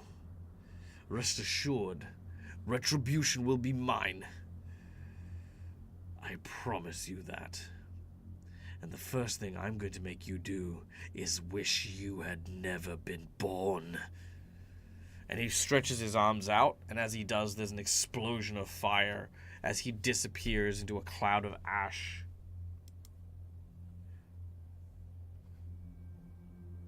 And with that, our heroes, emerging victorious, have defeated one of our first challenges for regaining the city of Corvosa and inciting rebellion. All right. Thank you very much, everyone, for coming and joining us today. I hope that you had a wonderful time. As we sign out, we're going to, I think we're going to go back to the, to some of the hero music that we had from earlier on. A huge round of applause to my lovely and amazing players. To, of course, the hero of the moment, Ray and Unok, who managed to convince the crowd to to side against Travasio, as well as to Agnes, Alizaro, and Dante, Agnes and Alice. Oh, no, Dante helped with Travasio, I guess, as well. Yes, with the putting out the fires and stuff. Agnes and Alizaro for defeating the fake rebellion and helping further their own cause. Guys, freaking amazing session today. Well done. If I could level you up, I would, but I'm not going to, so, you know. There you go. Well, you could I level mean, us to be up. fair, we just had 2. I mean, Yeah, you guys are good. You can, but yes, we just had 2 recently, so. Yeah. Now, But Trevor- you know, just say it. Now, I do want you to know that what would happen later on, because this is for my friend Ire Janasi, is Travasio will return, and Travasio will try once again to try and incite rebellion and to incite discord. But before they are able to do so and really grab a foothold, a friend of yours comes to the aid. None other than Quinn, having donned the blackjack mask and robes, went and fought, confronting Travasio and defeating him once and for all, and also solidifying Blackjack as a hero of the town, as a vigilante who people look up to and who believe continue to protect them in the city. So the more you hear about Blackjack as the adventure goes on, the more you realize they are talking specifically about Quinn and possibly Padraig as well, who are in town continuing to uphold the responsibilities put on them by then Carlo, the original Blackjack. I just want to know how many more ex-girlfriends Padraig's managed to collect since we've been gone. So many. So very many. Just 1 or 2. All right. But guys, that was an amazing game. Thank you so much for listening. Thank you so much for watching. Guys, my name's Michael. I'm the Dead as a Gamer. This is my place. This is my face. You can find it here a number of times during the week, doing cool stuff, hanging out, playing some Pathfinder. If you like what you see, don't forget to hit the follow button. And, guys, until we meet again, stay safe, stay wonderful, be kind to each other because why the hell not, it's free. And until we meet again, game hard or die trying. Bye, folks! Bye. Bye. Bye.